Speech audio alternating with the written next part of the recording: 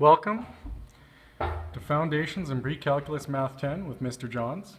Today we're going to be looking at section 3.2. This is perfect squares.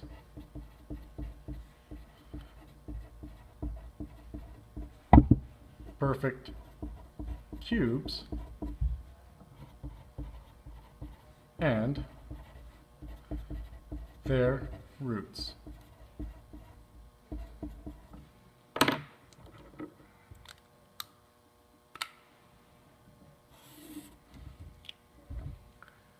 So the first thing we're going to look at is perfect squares.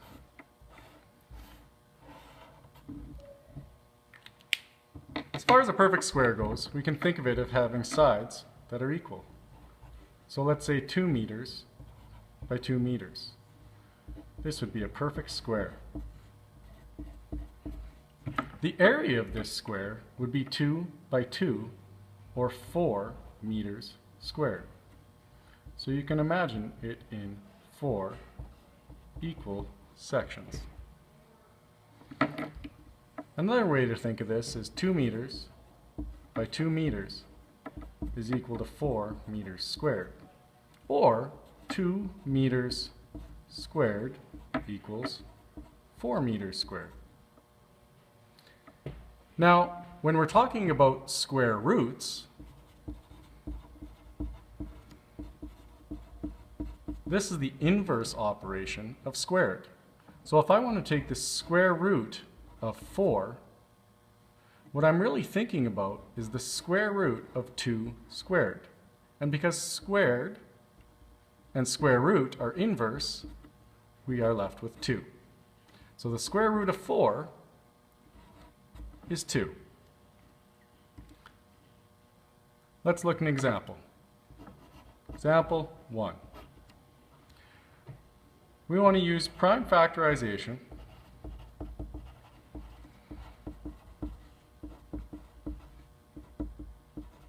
to find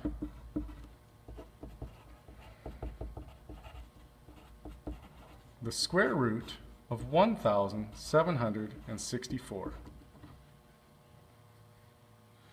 So I'll start with my number.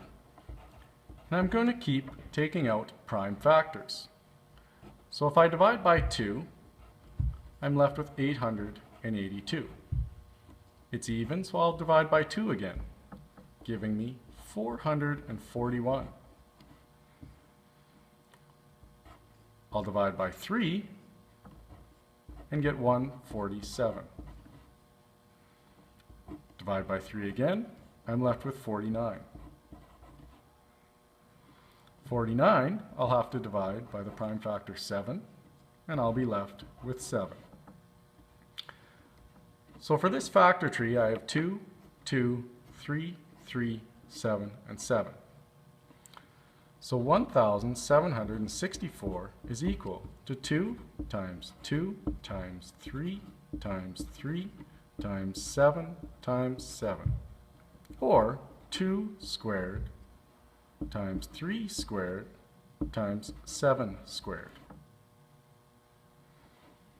So if I want to take the square root of 1,764, that is like the square root of 2 squared times 3 squared times 7 squared. But I said that square roots and squared are inverse operations. Therefore, the square root of 2 squared is 2. And the square root of 3 squared is 3. And the square root of 7 squared is 7. So the square root of 1,764 is 2 times 3 times 7, which is 6 times 7, or 42.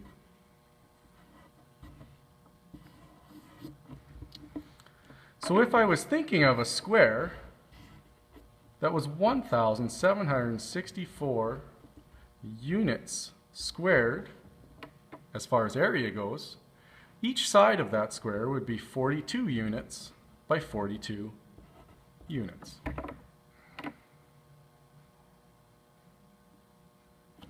The next thing we're going to look at is perfect cubes.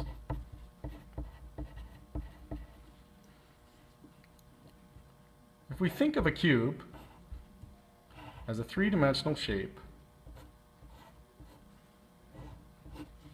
it will have a volume. If this cube, for example, is 3 units wide by 3 units long by 3 units high, let's say inches, then the volume of this cube will be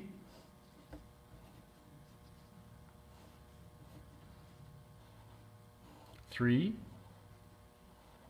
times 3 times 3, which is 9, 9, and 9, or 27 inches cubed. So 3 to the power 3 is equal to 27. Well, a perfect cube or a cube root are related.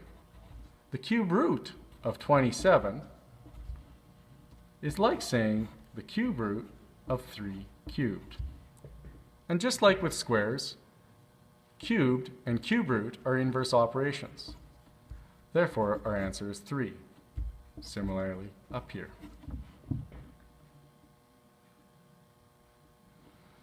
Let's look at an example.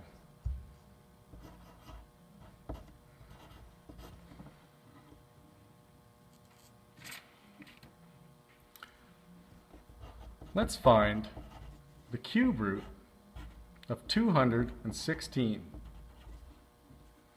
using prime factorization again.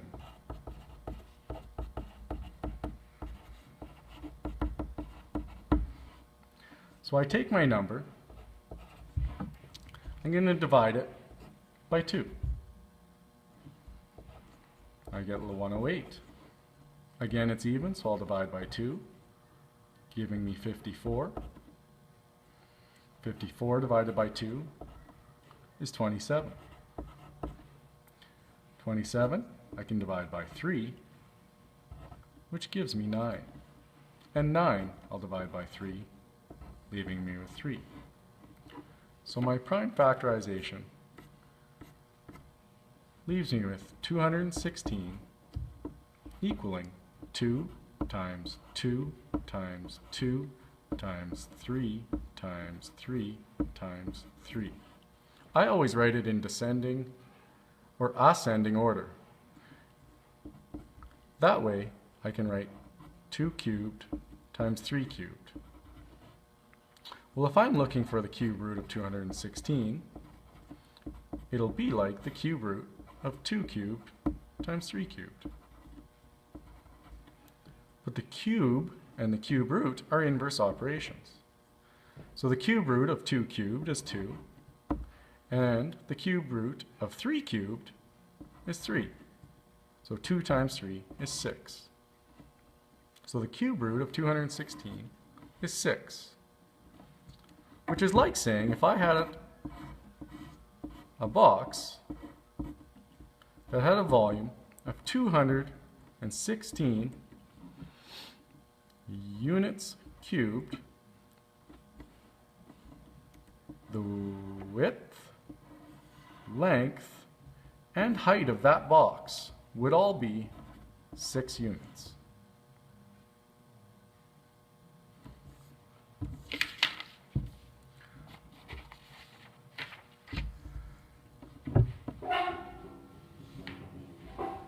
One last thing to note, when I'm talking about radicals, like say the cube root of 1728, this number is called the radicand. This number is called the index, and the whole thing is called a radical. That's it for section 3.2. Your assignment will be posted on the website. Good luck.